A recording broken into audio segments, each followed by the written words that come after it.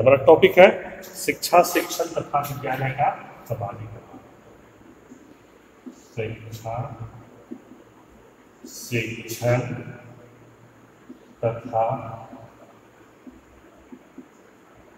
विद्यालय का सामाजिक टॉपिक हम पढ़ रहे हैं, शिक्षा शिक्षण विद्यालय का सामाजिक आधार। इसमें हम एक पॉइंट पढ़े थे। अब आते हैं हम इसके दूसरे पॉइंट पर। दूसरा पॉइंट जो है वह है सामाजिक नियंत्रण के नियंत्रक के रूप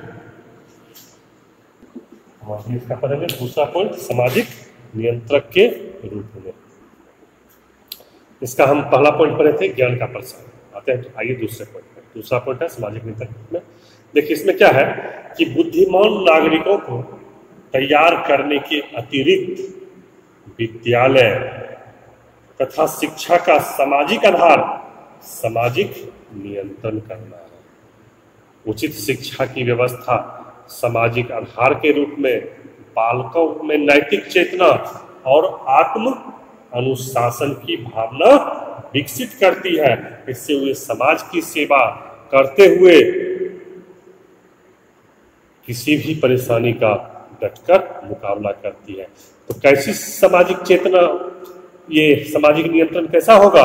तो वो नैतिक चेतना तथा आत्म अनुशासन के रूप में। ये आत्म अनुशासन के समाज के जो नियम है, क्या उसे कार्य करना चाहिए, वह उस अनुसार कार्य करेगा, वैसा अनुशासन बनाए रखेगा। उसमें नैतिक चेतना का विकास होगा, नैतिकता आएगी और वो समाज और विद्यालय का सामाजिक आधार यहाँ जो है एक सामाजिक नियंत्रक के रूप में कार्य करेगा। इसको लिख देते हैं।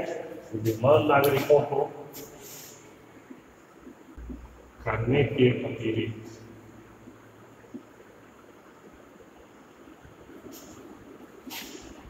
शिक्षा और विद्यालय।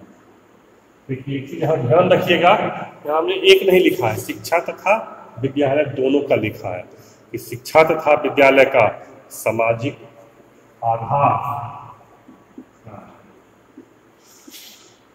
सामाजिक आधार सामाजिक नियंत्रण।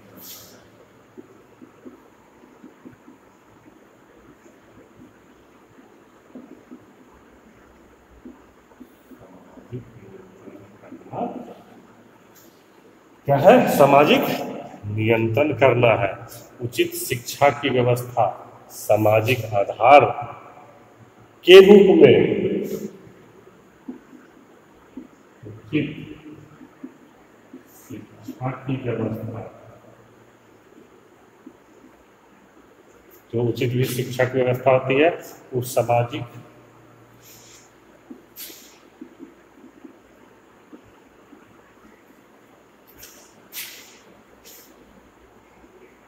आधार के रूप में बालकों में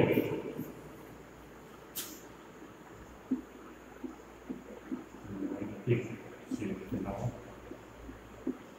तथा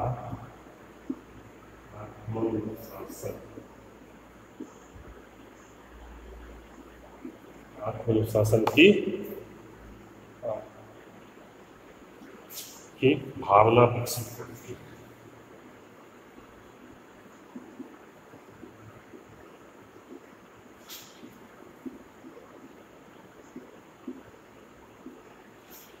की भावना विकसित करती है। इससे वे समाज की सेवा करते हुए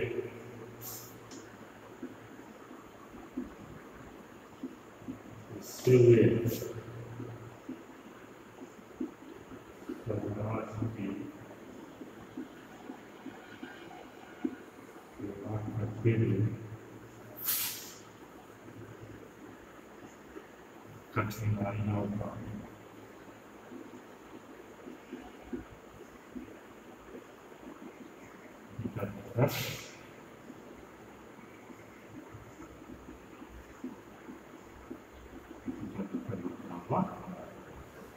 ये था शिक्षा शिक्षण विद्यालय के सामाजिक आधार का दूसरा पॉइंट सामाजिक नियंत्रक के रूप में।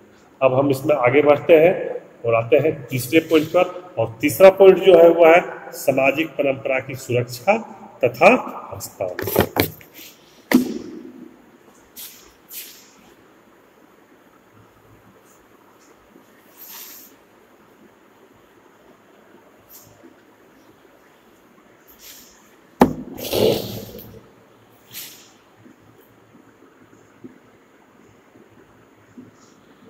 सामाजिक परंपरा का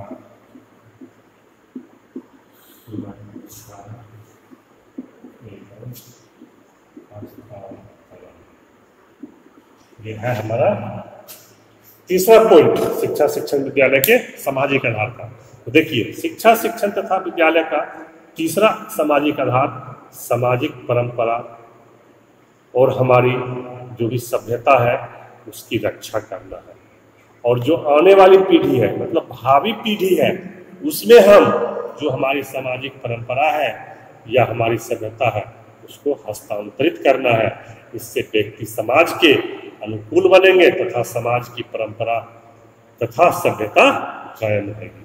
कि मतलब जो भी हमारे समाज के परंपरा है, रीति रिवाज है, वह एक पीढ़ी से दूसरी पीढ़ी में हस्तांतरित करना, ये तीसरा आधार बनाया गया है शिक्षा शिक्षण तथा विद्यालय का सामाजिक आधार के अंतर्गत। कि जो हमारी पुरानी पीढ़ी जिस मान्यताओं को मानते हुए आ रही है, जिस परंपराओं को मानते हुए आ रही है, जिस सभ्यता का हम पालन कर रहे हैं, जिस संस्कृति का हम पालन कर रहे हैं, वो सारी बातें हम अपनी भावी पीढ़ी में हस्तांतरित करके उसे संरक्षित कर रहे हैं।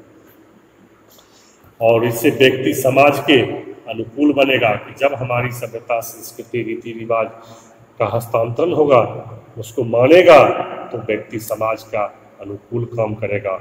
और इससे फायदा ये होगा कि जो भी हमारी रीति रिवाज परंपरा मान्यता है, सभ्यता है, संस्कृति है, वह कायम रहेगा और एक पीढ़ी से दूसरी पीढ़ी में हमेशा हस्तांतरित होकर के बना रहेगा, वह कभी नष्ट नहीं हो सकता है। इसको बचाने का बस यही तरीका है कि हम अपने आने वाली पीढ़ी में उसको हस्तांतरित करते हैं। आइए लिख देते हैं, शिक्षा शिक्षण तथा विद्यालय का तीसरा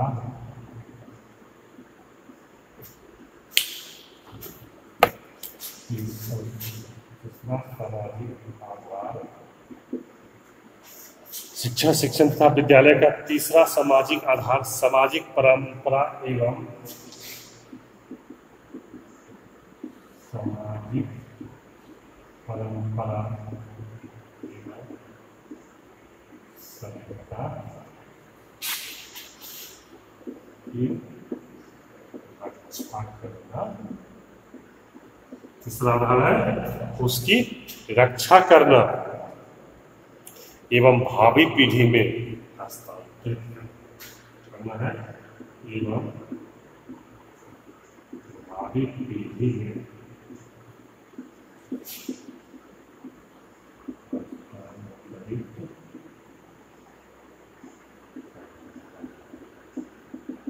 भावी पीढ़ी में हस्तांतरित करेंगे तो इससे क्या होगा? इससे व्यक्ति समाज के अनुकूल बनेगा। इससे व्यक्ति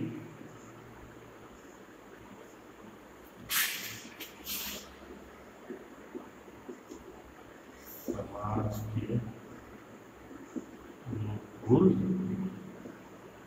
बनेगा तथा हमारी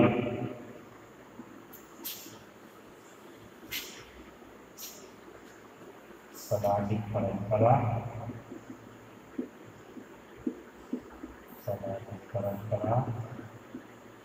सभ्यता संस्कृति रीति रीति रिवाज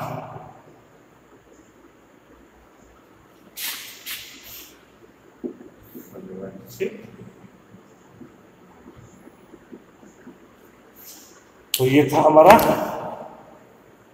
तीसरा पॉइंट कि सामाजिक आधार के रूप में शिक्षा शिक्षण विद्यालय जो है वह समाज के रीति रिवाजों, परंपराओं, मान्यताओं, संस्कृतियों का संरक्षण करती है, एक पीढ़ी से दूसरे पीढ़ी में हस्तांतरित करके उसे बचाए रखती है।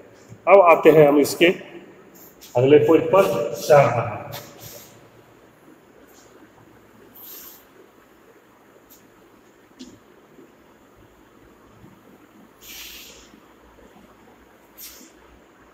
और 4 नंबर पॉइंट है सामाजिक विकास।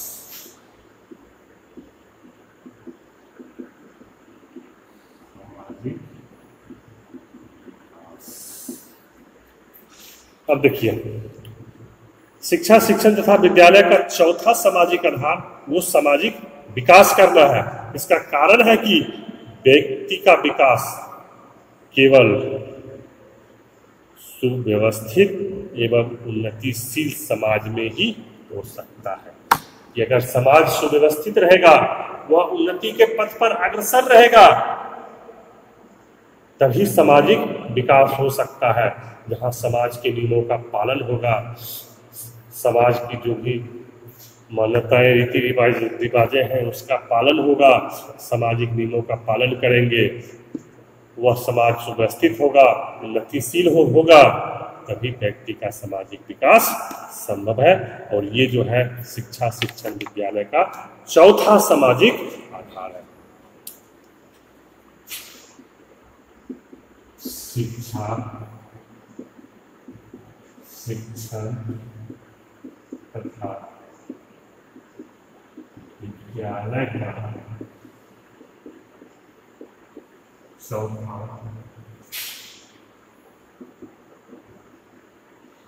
सामाजिक आधार,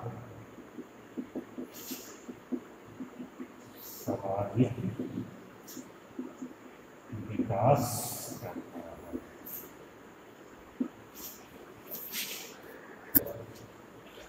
करना है। इसका कारण है कि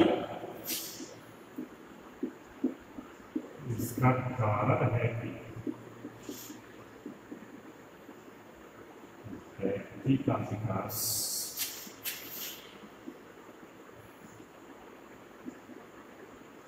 से उन्नतिशील तथा